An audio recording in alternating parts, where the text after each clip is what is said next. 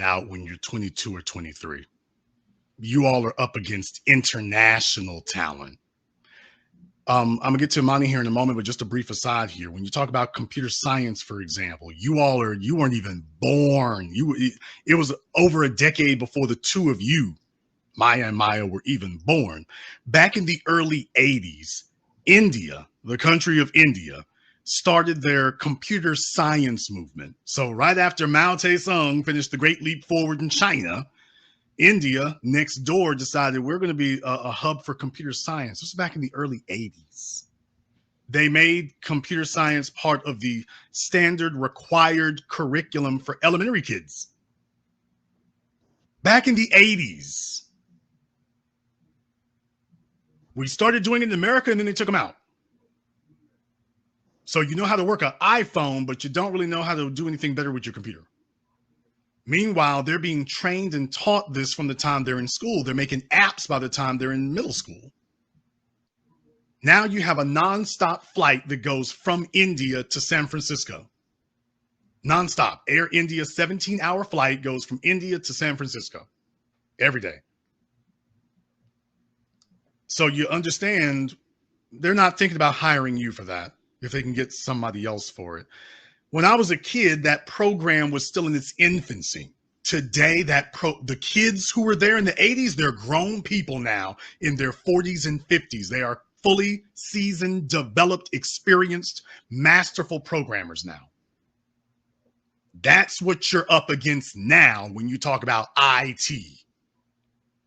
You're up against America has a population of 320 million people, depending on which census numbers you believe there.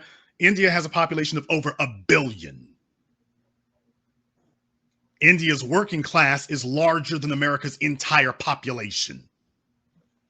And they have free access to come over here, and that's what you're competing against, including in the medical field. But I'll just stick to computers right now because that's the only one that has direct flight over here. And what I'm saying is that's the environment you're going into now. And if nobody mentioned any of this, that the fact that the average house in San Francisco is $1 million specifically because of the Indians coming over. And it's not the problem that they are quote unquote Indian, but that's what they've done. The public policy and education created that. And it's be a heck of a thing for you to get out here at 22, figuring it's a level playing field and then find out, whoa, this thing is really out of balance. And if nobody took out the time to mention it and what the ramifications are, I hope I did a little help here. Hey, what is up, everybody? What is up? Hope you guys are doing well today. So I just played a clip from The Business with Jason Black, and he was just discussing the difference between America and India when it comes to computer science and technology. So I like that video because it really highlights a lot of the things that we're missing out on over here and why we are getting held back. Okay, so let me go ahead and give a shout out to everybody who is watching the live stream right now, and then also everybody who's watching the replay. Really do appreciate every single one of you guys for tuning in. Let's go ahead and get this stream started. I saw that we had somebody come in who has won the #1 spot, and it's funny. It's actually Donald J. Trump.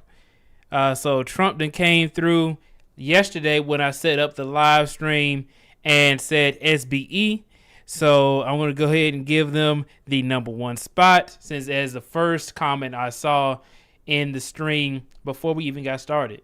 Coming for that #1 spot. All right, man.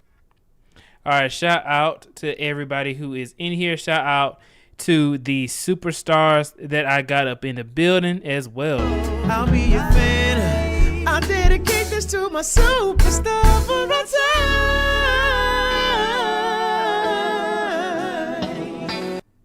All right, shout out to everybody. So we're going to go through some videos. We're going to go through some graphs and documentation, a lot of different things to discuss this. Let me go ahead and go through the chat right quick. Who do I have? So we got Will Top Productions. So we got Wally up in the building. Salute to you as well. Salute. We got Doug up in the building. Shout out to Doug. Doug says, salute BTB. I'm here to SBE. Shout out to the SBE. All right, I'll go ahead and explain for you guys who do not know. We got Wally up in the building again. All right, cool. SBE, I got that from Ramil Amir and Ty City on YouTube. Shout out to them. And what SBE is, it is shaming, blaming, explaining, and sometimes complain when you are talking to, well, essentially they're talking to women, but in this case, I'm using it as a different variant for when you're talking about getting into tech. So if you guys do not remember the live stream from a few days ago, where it was titled Tech Bros versus the Manosphere, where we had Azriel come up and Citizen Lou come up, and we were just discussing why is it that Azriel was not able to finish the courses that he said that he was taking. Why he was not able to finish it, but why did he not finish the things, the courses and the interviews that he was saying that he was going to try and finish. Why did he not finish it after? I think we have been talking about this for a full on year or more, but that is a very long time to be stuck trying to get into the tech industry. And I find this happen very often when people say, hey, I want to go ahead and get into the tech industry. You tell them, okay, great. There's so many different opportunities out there. There's people with degrees. There's people without degrees. There's people who go the self-taught route. There's people who go the boot camps. There are so many different avenues for you to be able to go into the tech industry. But what I find is that some people are stunted in their growth in getting into the tech industry. They talk about it. They see these people go online saying that, oh, it's such a great opportunity. You can work from home. You can see your family. You get paid very well. And then they get hyped up about it. I know, I think about 3 or 4 people in my own personal life who I know talk about they want to get into tech. They want to go into UI, UX. They want to go into cybersecurity. They want to go into software development or web development. And then you tell them that it's possible for them to do. They just have to start. And then they just don't do it. They never get to it. They go years without taking a course, without even applying for a job. I've had people come up to me and say, hey, because you're in the tech industry, how do I go about getting into tech? Well, hey, I was able to do it for myself. I would advocate for other people to go ahead and do it. But the biggest thing is that you have to have 2 skills before you can even figure out if you would even like to get into tech. The one skill is being able to sit in front of a screen for long periods of time. And then the other skill is being able to work with the team. If you don't have those skills, then getting into tech may not be the best thing for you, right? If you're talking about becoming a developer, or if you're talking about becoming something similar to me, I'm a data engineer, or if you're saying, hey, I don't want to sit in front of a screen all the time. There's a lot of people in other things such as like marketing, right? There's other things that's tech adjacent that you don't necessarily have to become a developer for. And there's also things that you don't have to get certifications for as well. I know a lot of people who we go into project management or becoming a business analyst. You don't necessarily need a certification or degree for those things. I do see a lot of people with degrees, but I do know people who are scrum masters, project managers, who do not have degrees and or certifications for that. But it will help you along the way if you want to be able to make more money or become more marketable for these types of positions. So let's just go ahead and cut to the chase with that. All right. So let's go ahead and I'm going to show you guys this this picture right quick. Let me share my screen. All right, so we got this picture right here. And let me show myself. All right, so here we go. I want to zoom in a little bit. What do we have here? So I saw this picture a little while ago. This is from 2015. So 2013, 2015.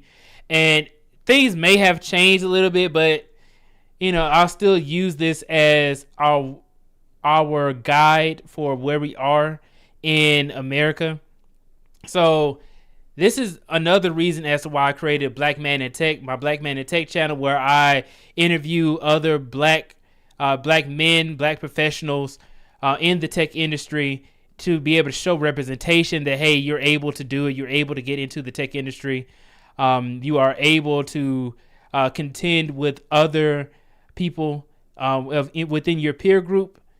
So let's see here. So you have the African Americans here at $35,000 per year. So this is actually, let me read the title. It says the median household income in the United States by ethnic group. This was the sources from the U.S. Census Bureau. It says 2013 to 2015 American Community Survey. And then this is it right here. So it says the percentage of population with a bachelor's degree, right? If you guys don't know, do not. That's why I have the LLC Twitter as well. That series I was doing. I'm gonna come back with some more videos. I just haven't had enough time to put into it. But the bachelor's degrees. If you go on YouTube, if you go on any type of social media, you will go into a specific funnel, right? You will see people talking about Amazon FBA. You'll see people flexing their nice cars, their nice watches, their expensive life, extravagant life that they have. And they'll say, oh, going to college is a scam.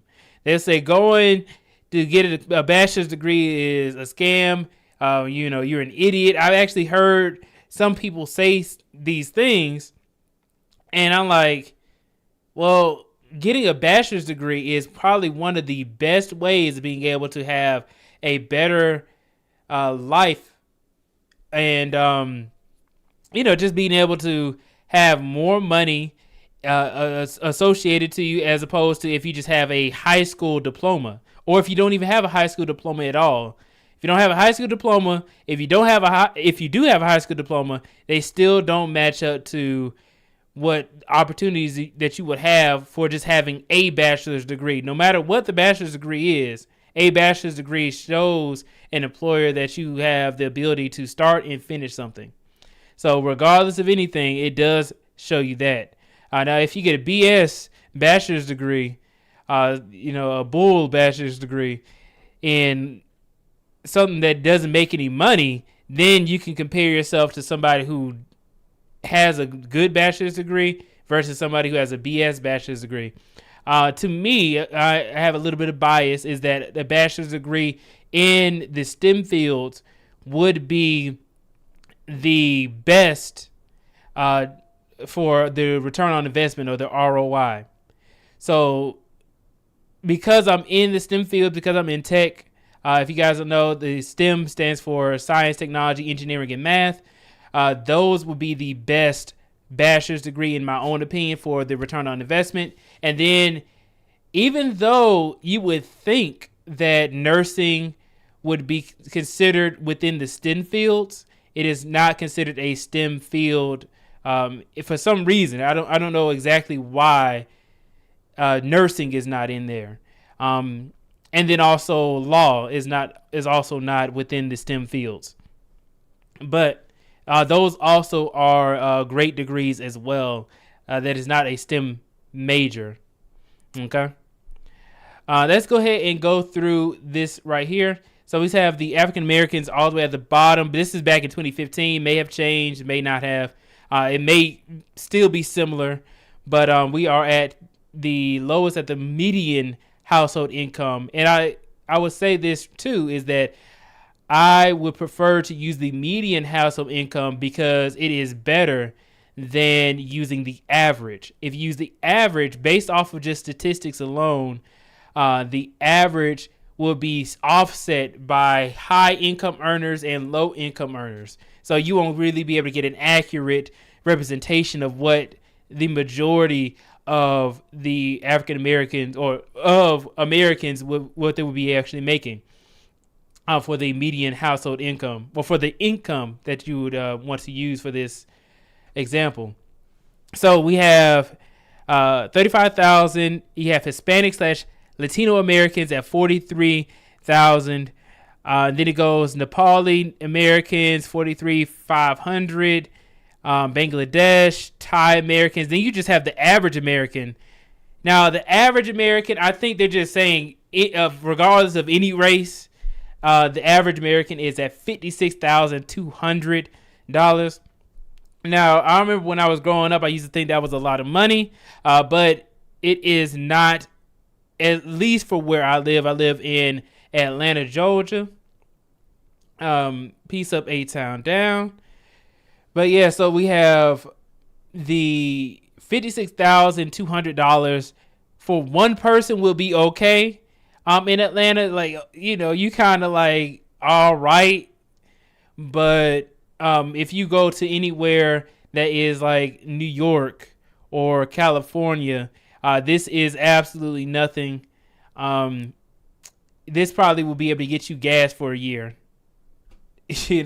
Obviously, you probably wouldn't be able to afford rent with this low amount of money, because rent, I heard, is in like the high $2,000s, maybe $3,000 for a month. That is a lot of money. I don't even think this is $3,000 a month. To be honest with you, I don't have my calculator up at the moment, but I'll see. I'll probably look it up and see how much it is. Indonesian Americans, Korean Americans at $59,200. So if you go to like you have so many businesses that you go to that we spend our money at that are owned by Korean Americans. So if you go to the gas station, if you go to a lot of these hair care product stores, if you go to it's a plethora of different industries that Korean Americans are in, which I can understand why they would be so much higher up on this list above the average American. So they're above average in this. And we spend a lot of our money as Black Americans or African Americans at a lot of their stores. So if you think about all of the money that we spend per year, just on beauty supplies alone, and then they do own a lot of these stores. Okay, so let's see. Oh, you know what's crazy too is that I remember I walked into a gas station one time. It was a Korean guy who ran the store, and they had Black Lives Matter T-shirts in the front, and I was sitting here thinking like, okay, well, like who's actually owning the revenue that if I pay for the Black Lives Matter T-shirt, who does the money go to? So that was another thing that I kind of found interesting. Then we have the white Americans at $59,900, so they're above average as well. And then you have Pakistani, Chinese Americans 69,100, Malaysian, Japanese Americans at 72,300. How much more? Yeah, that is a huge amount more. Sri Lankan, Taiwanese, Filipino, and then at the very top you have Indian Americans at $100,500. Okay, so if you guys saw that clip that I played earlier today with Jason Black, the business, where he was discussing he was bringing up how in India, the country of India, they will hone in on technology. They will say, hey, you know what? We need to have our kids in grade school to understand technology, science, engineering, and math. and they do extremely well with that. Even to where he said that they built a airline that goes directly from the country of India all the way to America, a nonstop flight. And it had been doing it for many years. I think he said between 20 to 30 years that they had been talking about this project to be able to set up this flight to be able to go all the way nonstop, all the way from India to America. So, and not only do you see the highest representation of software engineers and or people within the engineering space as Indian Americans, they do make the highest median household income with $100,500 being the median.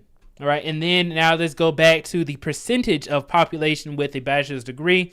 The U.S. average is at a low 28%. The average, it just like how I said, the average, you have a whole bunch of people without degrees, and that's throwing off the average, and then you have people with degrees. Have a whole bunch of people with degrees that are throwing off the average as well. So that's why I was looking at the median.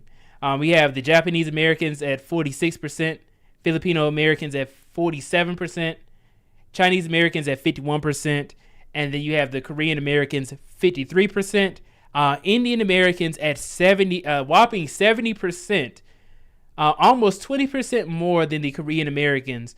You have 17% difference between them. They are 70% of the percentage of the population with 70% of the bachelor's degrees. Okay, so that means at least a bachelor's degree. So that 4-year degree, and then they could have higher degrees as well. Okay. When I look at my team, it is also mostly, and I just had to bring up race because this is split up by ethnic group. When I look at my team, and any of the companies I've worked for, is mostly Indian Americans, and then you also do have all of the other Asian people as well. So you have the Filipino, Taiwanese, Japanese, Malaysian, Chinese. So you have all these other people in Asia that also prioritize as well. Also, you have Korean Americans as well who prioritize technology as well. So I just wanted to kind of bring this up, is that, hey, even though we have a lot of people who are interested in tech, and I bring it back to what I said earlier, is that I have like 4 or 5 people, 3 to 4 to 5 people who I know personally, who they say, oh, I want to get into tech. I'm interested in this. I'm interested in UX, UI. And then they don't even finish the courses that are allowed to them. They may have spent money on, just going back to what when we were talking to Azriel the other day about how difficult and how competitive it is in the tech industry. It's extremely difficult for people to be able to get into this industry, to be able to do well, to be able to stand out, to be able to have their own respect. Look at this. Let me pull out my calculator because I don't feel like having to say the wrong number when I pull it up. So we have, what is it? 100,500, and then let's say minus 35. So we are $65,500 in median household income deficit from the top. So we are nowhere near the top. And then even if I were to just look at the median or the average, let's say the average, right? It's $56,200, and it's a minus what we have here. So we are $21,200 shy of even the average when it comes to the median household income for African Americans. This is back in 2015, so things may have changed. This is from the U.S. Census Bureau, but I just kind of wanted to bring that up, that is where we are as far as the deficit, as far as what the U.S. Census Bureau says. And then also, you have people who don't answer the Census Bureau as well, who could also offset it, which is another thing that that could happen as well. Maybe the data, maybe people just didn't participate. That's another thing as well. But, I'm just using the data that we have available to us. All right, so let's go on to this picture. Okay. So before I continue on, let me just go through and say what's up to everybody in the chat right quick before I let the chat go on too far. And then I'll go ahead and read this comment that I got 2 days ago on the video with Azriel, talking about the tech bros versus the manosphere. So let's say salute to Gabe A. Thank you so much for tuning in. We got my boy Citizen Lou. Salute. Thank you so much for tuning in. Dion Davis. Appreciate you, bro, for coming in. MC Recovery and Relapse. Thank you so much for coming in as well. Salute to you, Flacco Rich. Dorian, peace to you as well. And then Tone All Day says, listening to them fools is the scam. Exactly.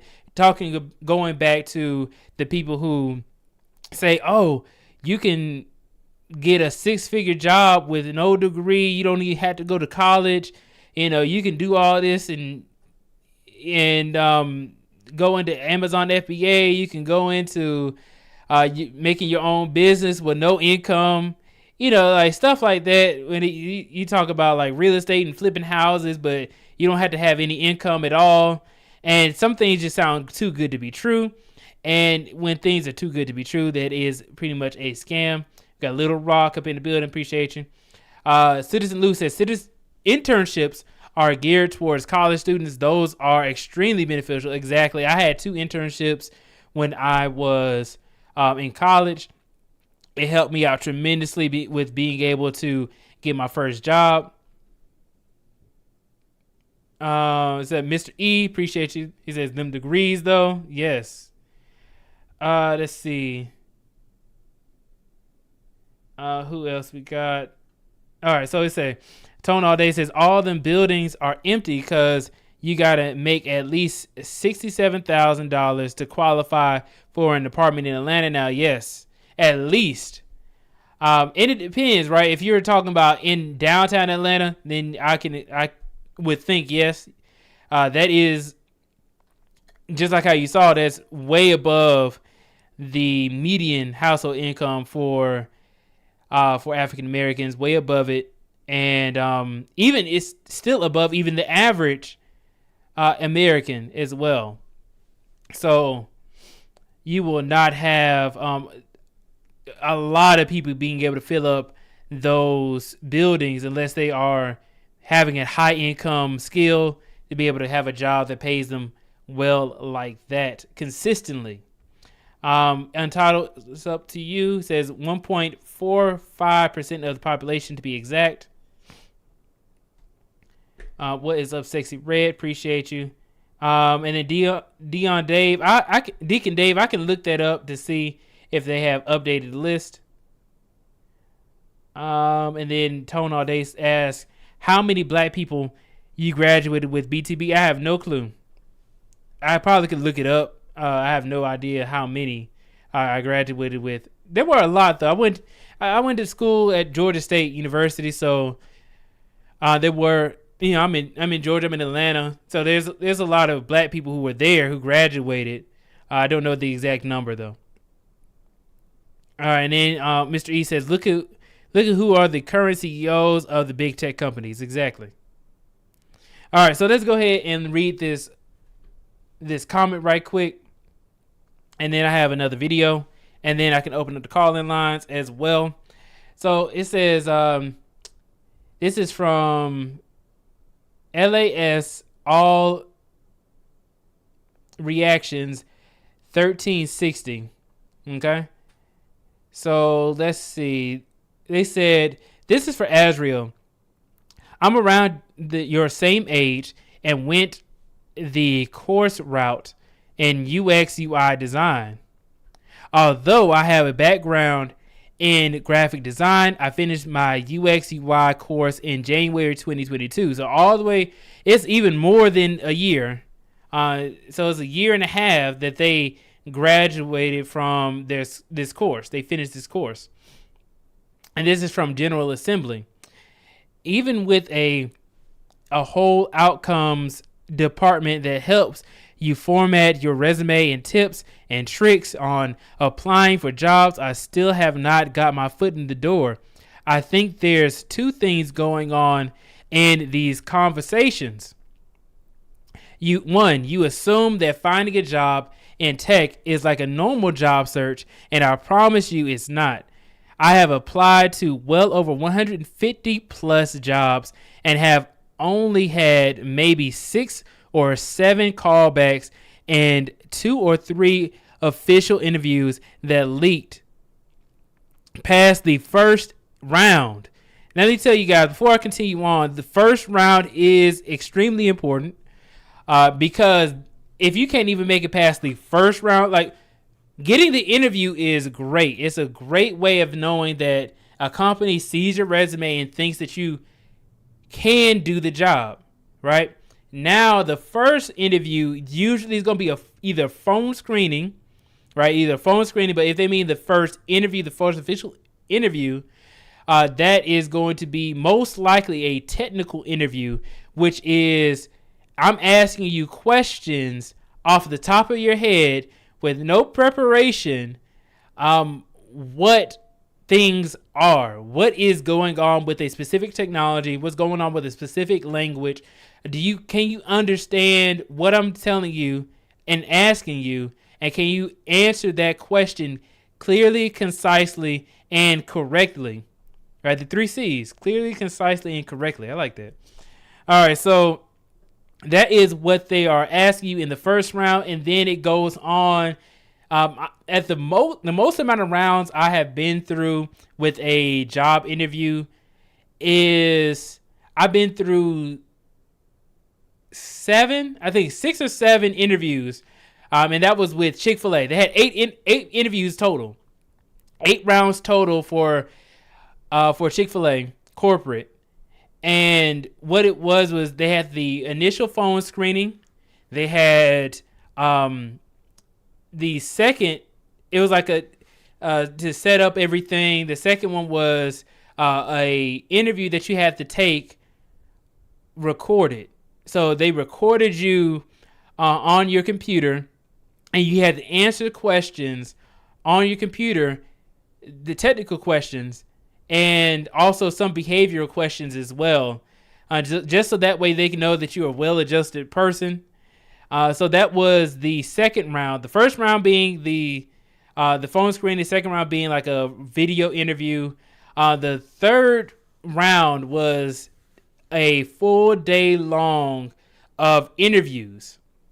So the full day was comprised of, I believe it was 6. Let's say 6 interviews, right? Or 5 interviews. 5 interviews in total for one day. So you pretty much got there in the morning and you finished like it was a full work day. And they give you lunch and everything. And then after that, they're supposed to have a round table of interviews. So essentially what they was asked, they would say, okay, well, hey, we went through all of this, and then we're going to ask you to interview for a panel. And if you can interview through the panel and everything goes well, then you can go ahead and finish and get the position. All right, I did not get that position, but that is pretty much what a tech interview can consist of, especially when you're talking about a big tech company like Google or or Meta now, and or a Chick-fil-A. There's a lot of things that you will have to do, despite having internships, despite having the knowledge, despite having a well-adjusted personality, being a team player, being able to have those skills. Despite all of that, you also have to be able to study for these interviews, and then also be able to stay sharp for a full day long worth of interviews. All right, so let me finish through reading this. So it says the job search is grueling and is why they keep harping on the fact that you haven't applied yet. Nobody is saying you're lesser than, but if you think you're going to get your desired job within 30 applications, you will be surely mistaken. Luck is a factor, but the search is not for the faint of heart, and you won't understand it until you actually start it. Right? So if you don't believe in luck, for the people who don't believe in luck, think of it as God's favor if you do believe in God, okay? I have had people say they don't believe in luck, so I had to have the alternative to luck, okay? All right, so it says, it seems that these pros are not coming from malice. They're simply trying to prep you for the reality of the current market. I understand you hold yourself to a certain level and nobody is trying to knock you from that. But until you are really out here sending 10 applications a day and arguing with Indian tech recruiters about the job description they sent you 12 seconds ago, or having to be tested on the spot like America's Got Talent in an interview setting, then you're not speaking from a place of knowledge. One thing you keep on doing is blocking knowledge. You may not agree or want to adhere to the wisdom, but you gotta stop thinking you know more than these dudes that have been doing this for years. I've only done freelancing and can tell you you're off when it comes to the job market. And the rest of the panel wants you to succeed, but you can't keep thinking you know everything about an industry you're still trying to get into. Listen, learn, and apply what you can. Let the rest fly. Good luck on landing the gig. We are rooting for you. And that's true. That's big facts. I completely agree with this comment here that was left on the other live stream called Tech Bros versus the Manosphere. All right. So before we go on, let me say what's up. We got Orlando Minor up in the building. All right. So he says, I thought you quit YouTube. LOL. Good to see you back. It's good to see you as well, Orlando. I just have been focusing in on my career as well. But I did get the feeling to come back to YouTube. I think it's important to continue to show my face to my audience and to be able to let you guys know that everything's going well. So yes, thank you so much for tuning back in, Orlando. Appreciate you. We do have a lot more for YouTube to keep going on. It's just that I want to be able to make sure that I have my priorities straight when we are talking about these helping people to become the best version of themselves. All right, so we have Flacco Rich up in the building. He says, is there an age cap on being able to get an internship? So it's not an age cap, but it's going to be mostly people who are in college. Just like how Citizen Lou said above, if you're not in college, a lot of companies will not give you an internship. All right. So on the food channel, thank you so much for tuning in as well. All right. So let's see. I'm going to open up the call-in lines as well. Let me do that right now. Put a 1 in the chat if you were enjoying the stream so far. And I will be putting the call-in link right now. All right. So I have the call-in link right here. So please go ahead and tune into it. So I dropped the call-in link into the chat. Let me just share my face right quick while I get things together in the background. All right, so we have one more point that I wanted to make as well. Let's see. What's another thing that is holding us back? I'm going to pull it up on the screen in 1 second. Just had to change this. All right, so here is another thing that is holding us back as well. Resume. No, but this is one of the students. Hold on. Just to be clear, Just to be clear, I am going on record to tell people, brothers, lie on your fucking resume. Have no shame about it. Everybody else is doing it. If you want to stay competitive, lie on your fucking resume on each and every single thing that a nigga can't prove. Lie on that shit. I said it. Yeah, that's goofy. No. Game changer. That is not goofy. That is time out.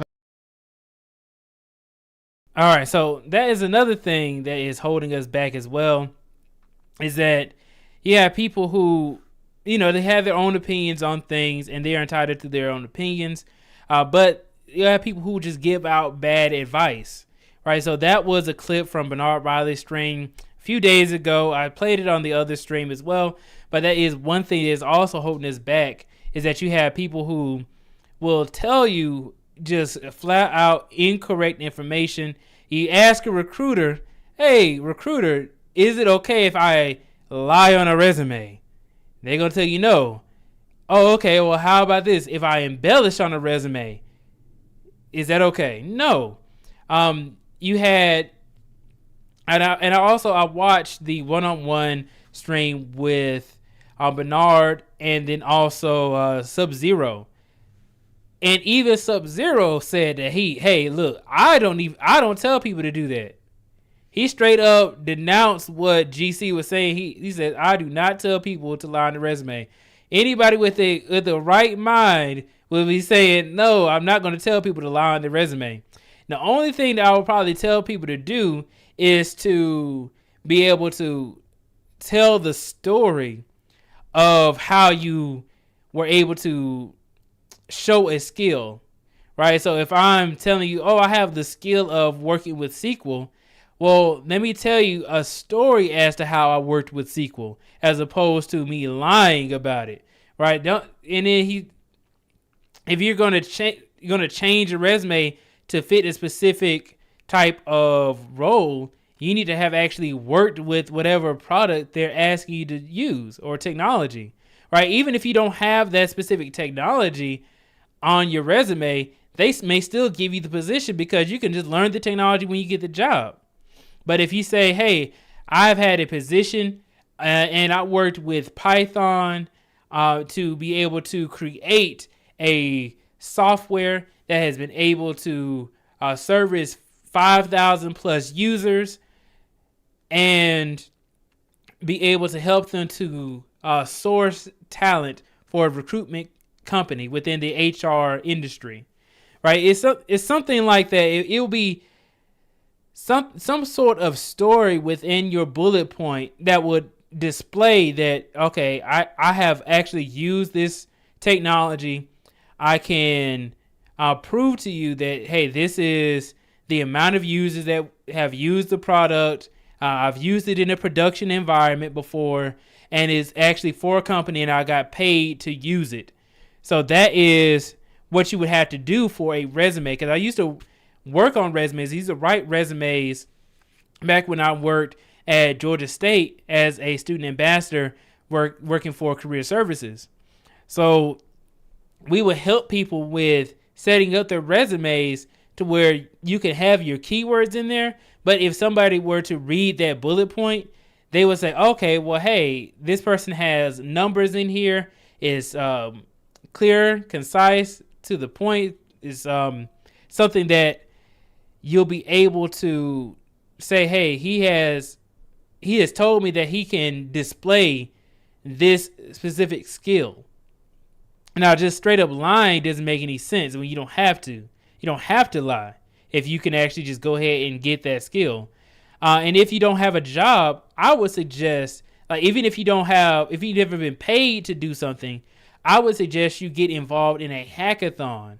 If you get involved in a hackathon, that will then be able to get you some experience that you can use. If you're out of college and you can't get an internship, you can't get a job yet for whatever reason, even an entry-level position job, go to a hackathon if you're interested in software engineering or something similar to software engineering or web development.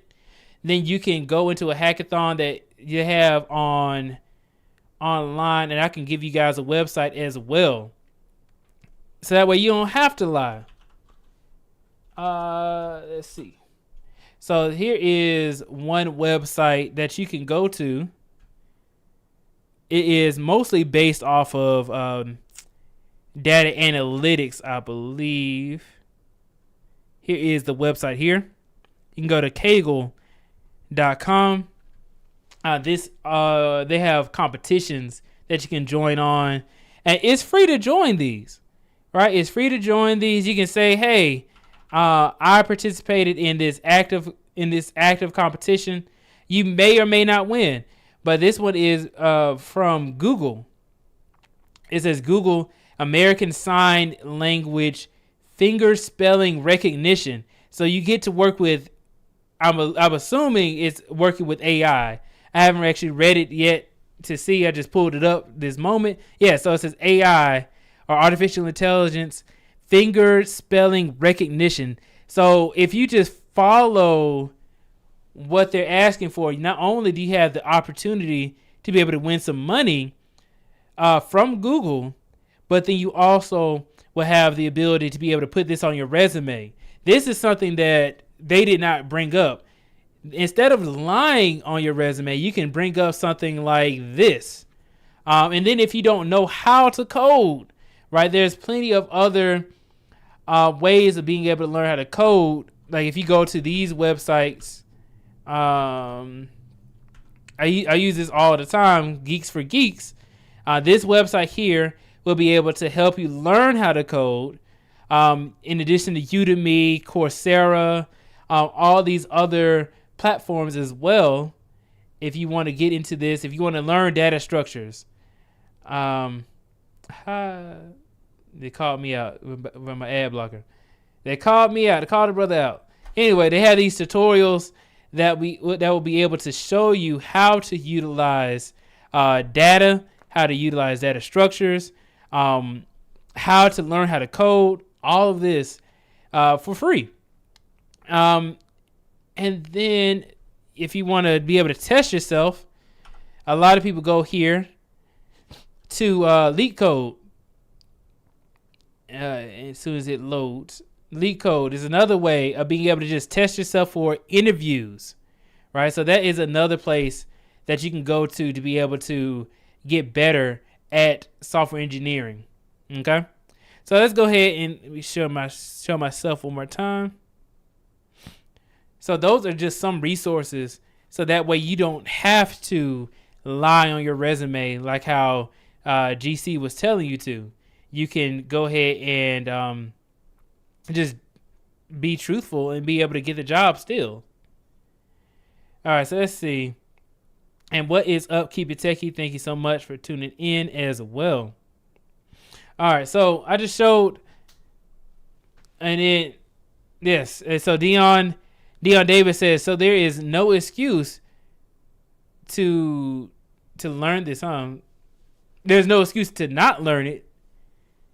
There's no excuse to not learn it. If you want to get into it, you can learn it. There's a lot of, I hear so many people telling me, oh, can you help me get into tech? I give them a recruiter, and the recruiter says, hey, man, you don't have any skills or experience. Well, hey, I just showed you 3 places where you can go to be able to get experience. And then they have some cool projects as well that you can use. So there's really no excuse to not use it, to not utilize these resources, especially since it's free. You know, you have a lot of paid courses and stuff like that. You have a lot of paid platforms. And I think that what it really is that some people would rather pay for a service so that way it keeps them accountable for learning something. I think that's what it really is. Despite you can give people free stuff all the time. and then they're not going to cherish it. They're not going to care about it. And then that's just how people are. I think that's just the human way, right? That is just how people are just set up. See, and it says this. And Deion Davis says they aren't going to go to those sites, BTB. They only want to go wherever Keisha is. Yep. Wherever she is. All right, so I got another thing right here that I kind of wanted to talk about too. And this is something relating to respect when it comes to working in the workplace. When you actually do get the job, I told you guys that it's hard to be able to fight for your respect within the industry, within the tech industry, within corporate. Your personality may clash with others. You may not be liked by people. And this is something that will affect people regardless of what they do or where they are. People may not like you for the color of your skin. People may not like you just because, you exist.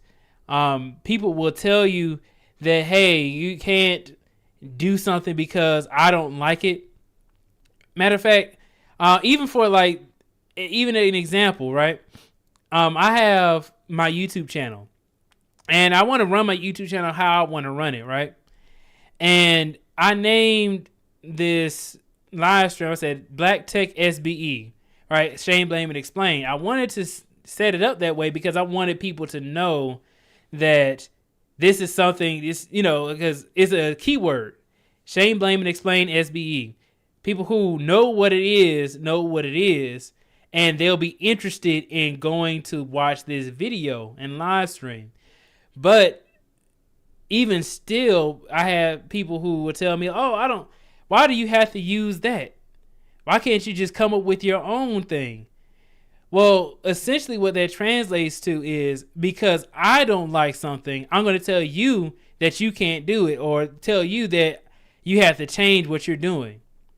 But in actuality, that you have to fight for your respect, and people will tell you that you can't do something, that they don't like something. And you have to just be like, hey, oh, well, regardless of how you feel about it, I'm going to do this. So I'm going to play this short clip. It's like 30 seconds long. I don't see anybody calling in to the live stream, so it might be a short live stream. Let me try it one more time. Let me drop the call-in link one more time. If nobody clicks on it, then we're going to go ahead and close it out. But I'm going to play this clip. I'm going to give some perspective on it by telling its story as well. So let's see.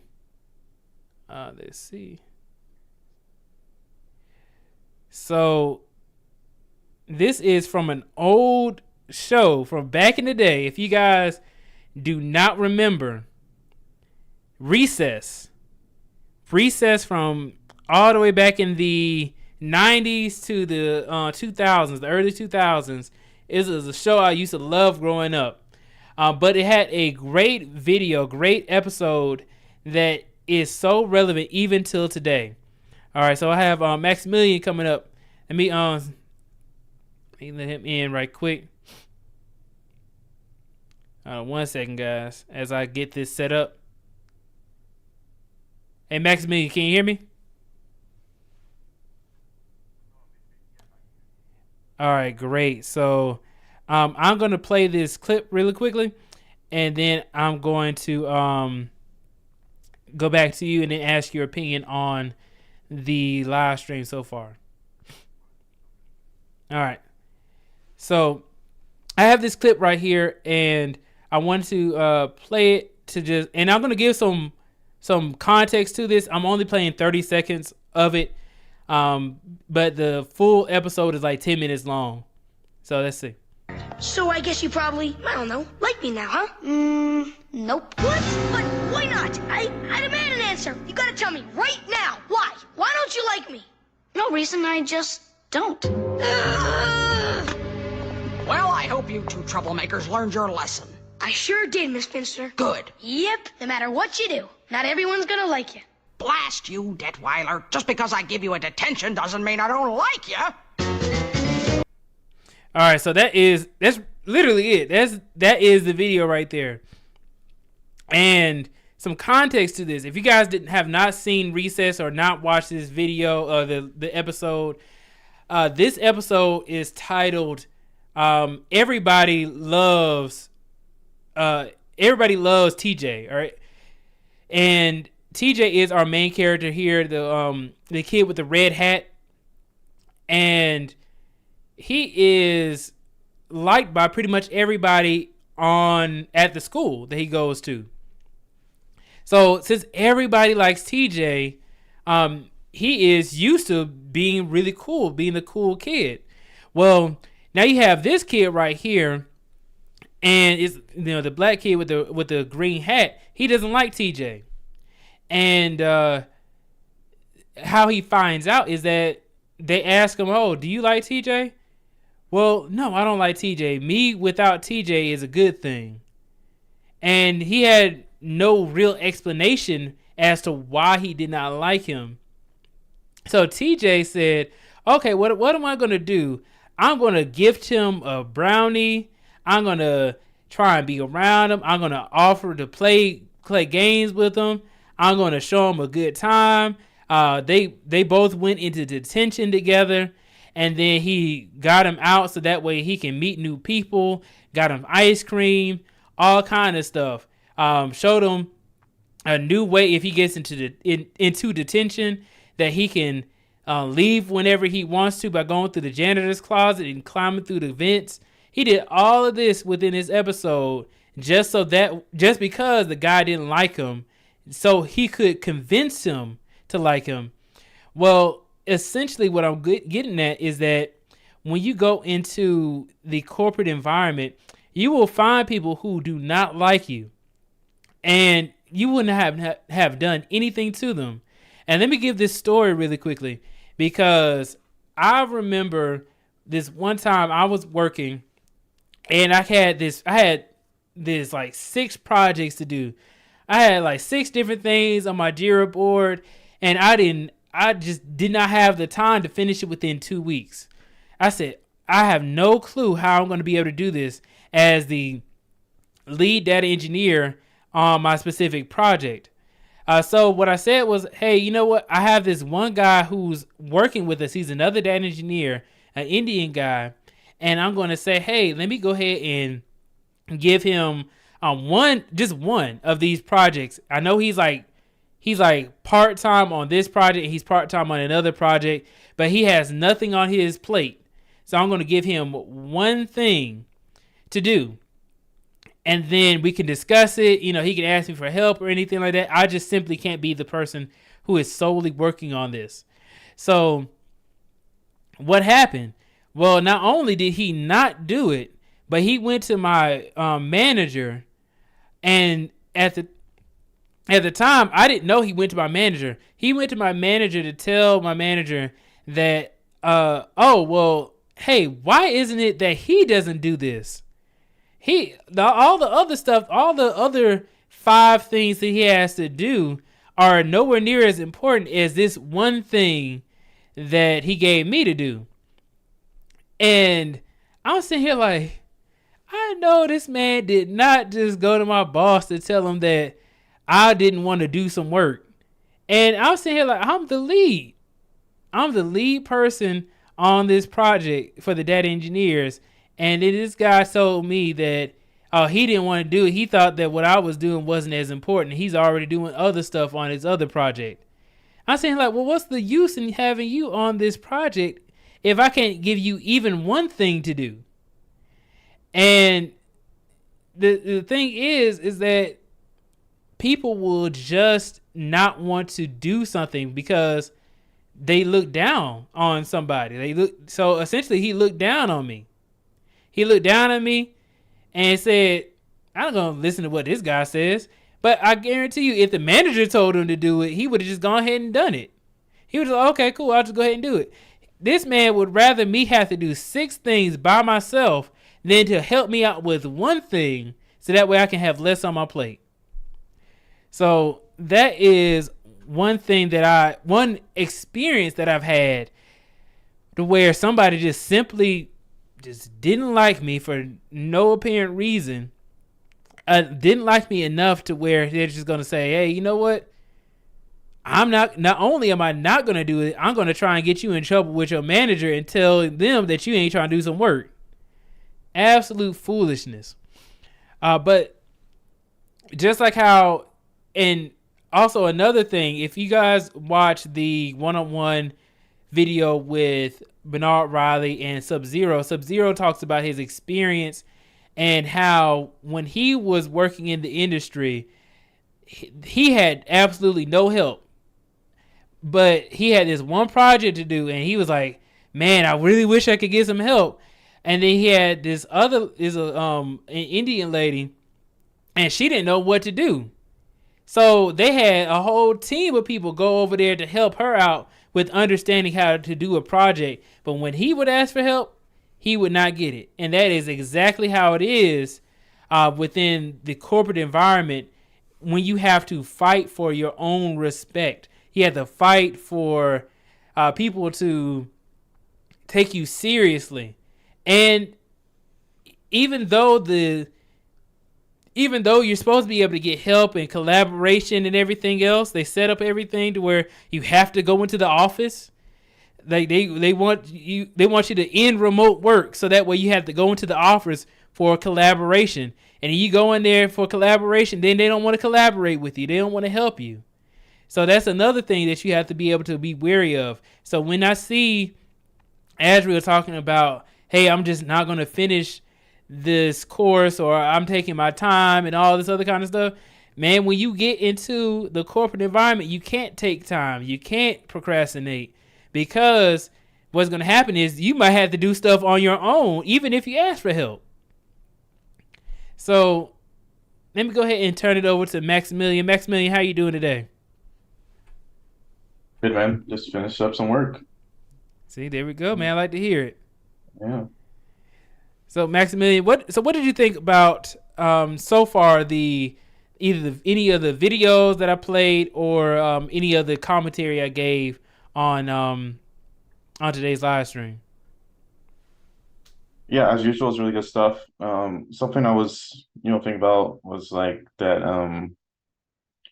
the statistic, the stats you showed about the Indian Americans making the most. Something interesting about those stats that I feel like some people don't really mention is that, like, I think in the United States, a lot of companies hire H-1B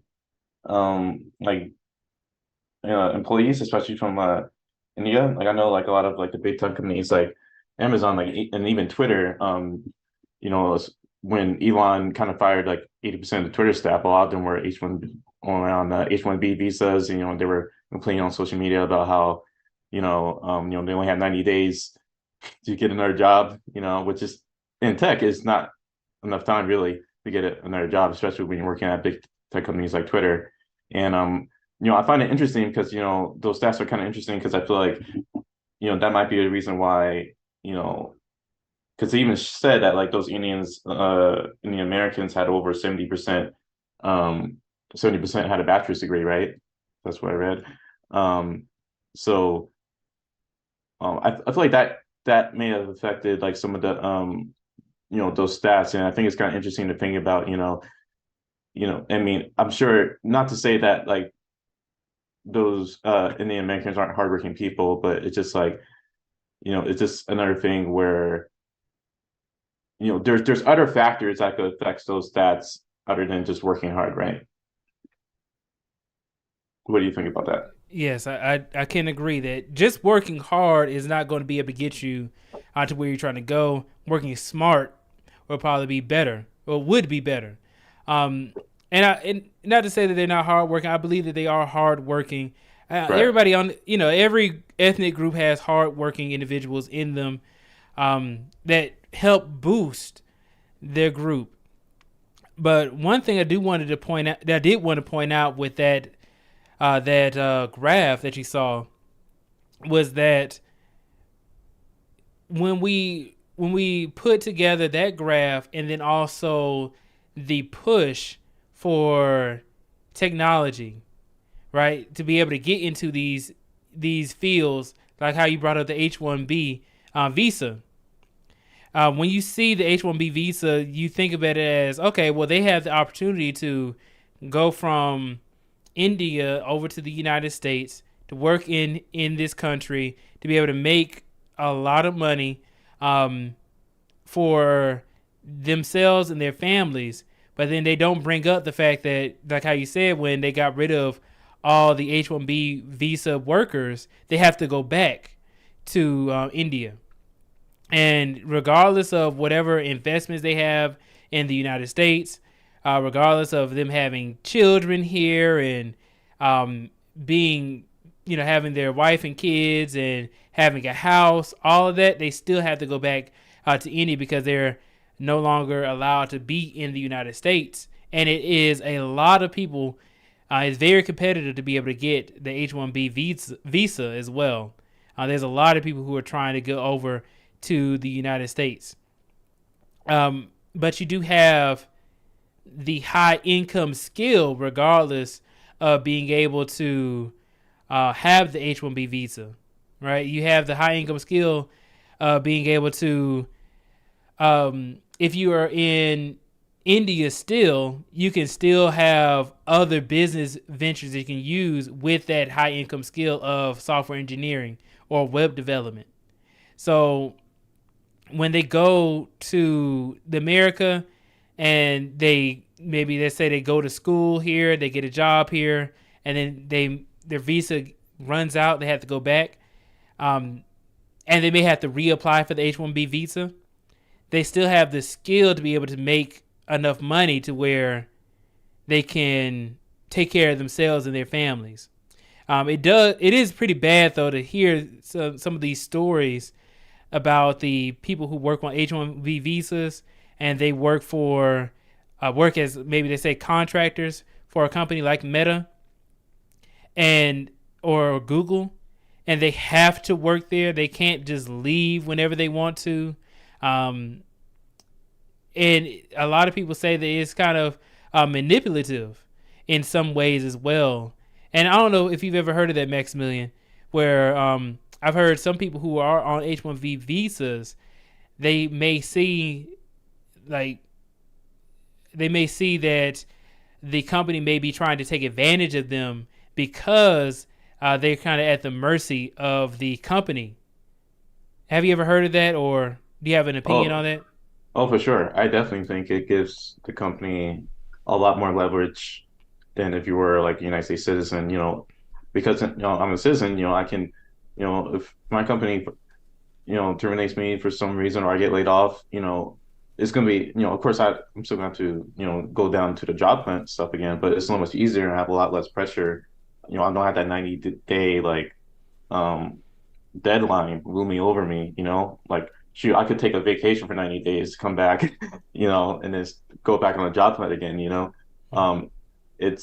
and like I said, especially when those tech companies, especially for something like Google, right, where the interview process exceeds 90 days. So they're going to need to find another job, but maybe the next job they find is going to pay a lot less. And they're going to be, a lot of these people, they're living in expensive areas like California, New York, Seattle, maybe they get another job, but it's going to pay way less than what their lifestyle requires. And so definitely. I definitely think companies have a huge leverage on their H-1B visa workers. And, so yeah, they're, I'm sure it's a privilege for them to, be paid so much more in America, but it comes at a cost as well, It does, yes. But then you also have, and I mean, I like the fact that you brought up that they live in these expensive places like California. And then when you think about it, India and pretty much Asia, a lot of them go into the western side of the United States because it's closer on that side of the world to just be able to travel from Asia over to California if you're trying to go to the United States. And then that's pretty much why you have so many people who live over there, making such high income, and then also having the high income skills, like being in the STEM degrees. Being in the STEM field. So, but yeah, man, it's one of those things. I do agree with you that the companies do have a lot of leverage when it comes to their employees and or contractors. And then also another thing is that a lot of the contractors are the first to go, especially when you are discussing people who are going through this, like we're going through this recession. There are a lot of people who are getting laid off. They may have been working at a company for 10 plus years, and then they end up getting laid off out of nowhere just because of recession. I know some people who are contractors. When I was working at Home Depot, there was a guy who was a contractor. He was a contractor for like 10 years. But he still was a contractor, but he lived in India. So he still was able to live in India and then be able to make a high income salary from the United States over to India. So I don't know what his specific situation was, but they do also have that available as well in certain situations. So, that is I'm assuming it's going to be pretty difficult though in order to be able to interact with people from India to the United States because of the difference in time. But you do have people who are able to do it as well, to be able to work remote. So that's one of the good things about this push for the remote work. But Maximilian, I did bring up a point earlier about how they're trying to get rid of remote work in many different ways. And I'm going to pull up a picture really quickly to be able to demonstrate how companies are trying to take away or make it seem as though we should not be going to the remote work way. We should not be going to remote work. So let's see. I'm going to pull up this picture really quickly. I got it from our Discord, and I'm going to share my screen with you. So, there we go. So, you seen this picture, right? Where they have, it says, shocking 3D model reveals what damaging remote/sedentary work could do to our bodies. Okay. Have you seen this picture, Maximilian? Well, I'm in the Discord, so I saw you post it. But yeah, I've seen this. Yeah. All right, and they had an article. Now it's from New York Post, so you can take it with a grain of salt per se. They had this video right here. We're gonna watch it a little bit. Let's see. All right, so it says this is what work from home employees could look like in the near future if they don't get off of their couches and beds. It says, meet Anna, a model created by researchers from Furniture at Work to show the dangers of not having a dedicated workspace. I don't know too many people who just working from the bed though. Exactly. And I was going to mention that. This is just straight up like work, like propaganda.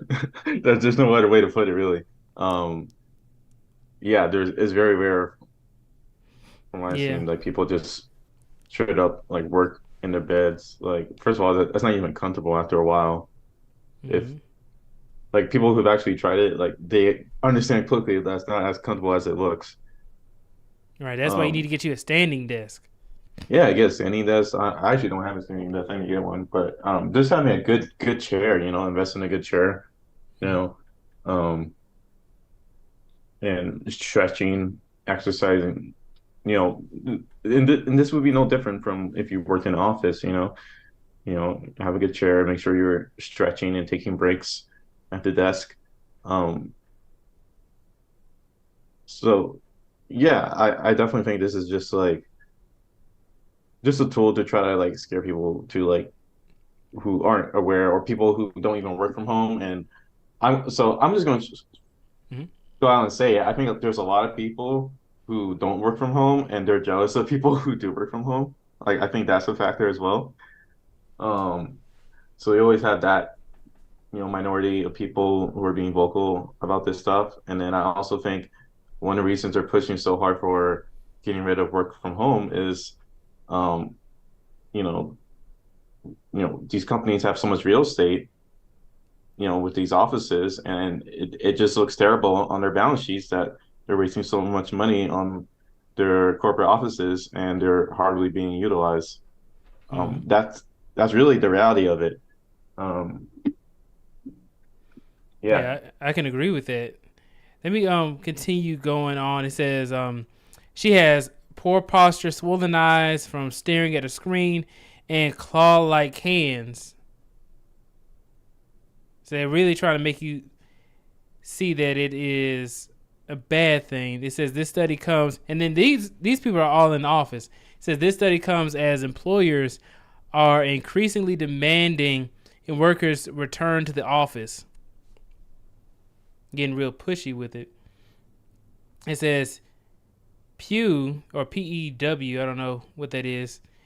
Pew found that 14% of Americans are working from home full time and 28% are on a hybrid schedule. Very small percentage as well. A very small percentage of people who are actually working from home. Almost negligible amount of people who are working from home full time. And I have no idea why hybrid would be an issue. If somebody works 3 days out of the week in the office, what does it matter if you have those other 2 days? Sometimes they have it where they don't want you to not be in the office, or they want you to be in the office on Fridays. So they say Mondays and Tuesdays or something like that, or Mondays and Wednesdays you can get off. Whatever the hybrid schedule is for your company. All right, so that is that video right there. But yeah, that is just one of the things that I've noticed that happens within the media is definitely propaganda. Maximilian, I completely agree with you on that. But yeah, so Maximilian, is there anything else that you wanted to bring up as well before we close it on out? Yeah, just to kind of bring it back to like the topic, like what's holding us back in tech. I think like all the points you mentioned were like super true. I think I hope brothers keep encouraging other brothers and sisters to invest in the work in tech, invest in yourself, you know, seek out these resources.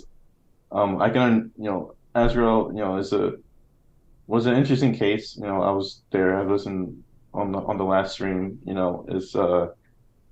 didn't realize it was like a year that he was talking about like getting into tech, and yeah, it can be.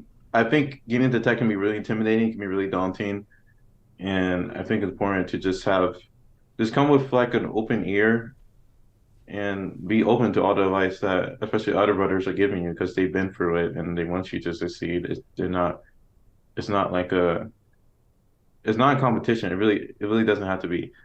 And yeah, I think exposure to other Black people in tech will help a lot of getting us into these like STEM fields. It's you I feel like it's easier to get into something when you see other people who look like you and who get into it. Like, so I'm hoping, 10 years from now, a lot of us will know, a cousin or a brother who is in tech. So then that can kind of give us the confidence that like, hey, we can do this. It's not some like nebulous thing that's like you need like specialized knowledge for. So yeah, that's why I think. I think more exposure and just meeting more people in tech will kind of get more of us into the field. Yeah, what do you think about that? I agree. When I went to Render ATL, I've been to a lot of conferences, but Render was the absolute best one when it comes to seeing representation of Black people in the tech industry. You got people who are in tech, and you got people who trying to get into tech. And then you just see that it really does break a lot of the stereotypes of what you will believe a person in tech would be like. Right now, Maximilian, when you went into these tech conferences as well, you saw people who were just like regular people, cool, calm, collected, really fun people. Exactly. Really breaks the stereotype that people have on people who work in these STEM fields. Exactly. And it can be so easy to forget how important it is because when you're in the field, I mean, at least for me, right? So, I've worked at 3 or 4 different companies already, and really I've only worked closely with one or maybe like 2 other Black people in like my whole time in the industry. And so when I went to Google I/O Connect in Miami last month, it was an amazing experience because at one point I was in a booth just surrounded by Black men who were really smart, really funny, and we were all just laughing and having a great time. And it just opened my eyes like, wow, this is what it's like to be around like people who look like you and like be respectful to each other and be in the same field and know what you're talking about. It's an amazing feeling. And I think, if we can, just keep that going, I think things are going to switch very quickly. Yes, I completely agree with you on that one. Well, Maximilian, I appreciate you for coming up, man. Thank you so much for always supporting the channel. And I will go ahead and close it on out, man. Of course, man. You have a good one. All right, you have a good one, bro. All right. So that being said, let me go ahead and say thank you to everybody up in the channel. Let's see. Who do I have here? Shout out to S.Eds. Thank you so much for tuning in. She did not know what SBE stands for. People who don't know what it stands for is shame, blame, and explain. Sometimes complain. I got that from Ramil Amir and Ty City. So shout out to them. Let's see. It's definitely Beef and Brock. My email is on my channel description. All right. Who we got up in here? We got Keep It Techie up in the building. He says, BTB, I responded to that statement by GC, by Game Changer, as well. That's very bad advice to tell people attempting to get into the IT field. So for the people who did not see that video, Game Changer went up on Bernard Riley's channel to tell Black men specifically, right? He says specifically Black men to lie on their resumes. Absolutely horrible advice. I would not suggest anybody do it. Nobody on the panel that they agreed with him when it comes to lying on your resume. I gave you guys reasons as you should not lie on your resume. There's no reason why you would want to, nor should you, especially when you can just get the experience. And I gave you guys some resources so that way you don't have to lie on your resume. You can actually just tell the truth about the skills that you actually do have. And then also be able to convey a story with whatever the skill is that you have utilized. All right. Thank you so much, Atonements, for tuning in. Got King of Foods Network. Appreciate you for coming in. Chaos Rain Show. Shout out to Chaos Rain. He says, where's your super chat? I have been demonetized on YouTube, and I have to work to get it back again. I got demonetized on YouTube earlier this year, which is also another reason why I took a break from doing YouTube content. I'm not getting paid off it anyway. And then when I really think about it, I wouldn't get paid that much no way off no YouTube. It'd be like a few cents. You get on the live stream for a good 2-3 hours. You get like a few likes, and then you get like a few cents. Here's your 30 cents for a 5-hour long live stream. So I was like, yeah, let me just go ahead and take a break for right now. But I do enjoy creating content, helping people, speaking with others. And that is why I came back to the YouTube. And also, if you guys do want to donate anything, I do have a Cash App that is in the description of this YouTube video. And then also it's on my YouTube channel as well. So I do have a PayPal and I have a Cash App. Let's see. And then we got the lead attorney up in the building. Thank you so much, Lee, for tuning in. Says that lady just need to quit. Yeah, she out here looking like this. Yeah, she need to just go ahead and quit the job, man. Ain't no reason for her to keep working when she out here looking like this. All right. So with that being said, thank you so much, Lee, for tuning in. Appreciate you. I'm glad that you are doing well. And I will see you all on the next video. Please go ahead and like, share, and subscribe to the channel if you haven't done so already. And also hit that bell notification icon if you want to be notified whenever I make new videos on YouTube. Thank you all so much, and I will see you all on the next one.